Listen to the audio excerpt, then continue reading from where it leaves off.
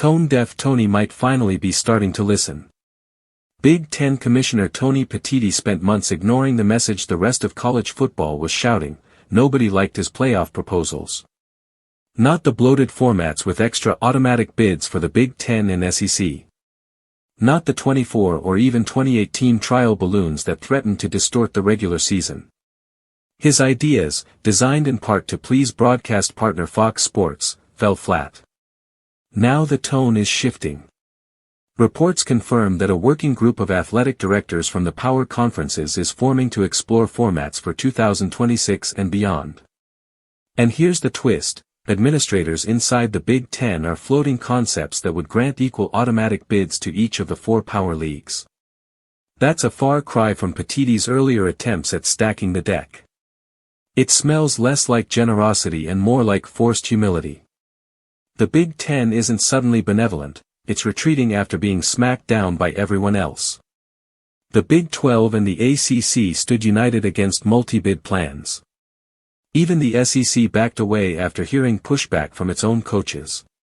Those leagues favored a simple 16-team model, one automatic bid for each power conference, one for the top group of 6 teams, and the rest at large.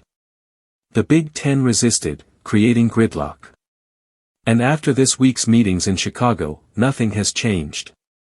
A December deadline looms, but the playoff may remain at 12 teams for another season. Still, the AD working group leaves a side door open for last-minute expansion. What's happening here is less about fairness and more about bribery. The Big Ten hopes dangling extra spots will buy cooperation from leagues that have less power. Maybe it works. Maybe it doesn't. But the SEC may hold the final card. If it refuses to sign off, massive expansion stalls. And honestly, that might be best. College football doesn't need 20 or more teams chasing the crown. A 16-team playoff, if it comes, should keep things simple: win your league and you're in. Everyone else earns a spot based on merit, not membership.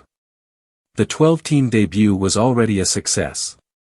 Seating has been fixed, the field looks fair, and fans enjoyed the product.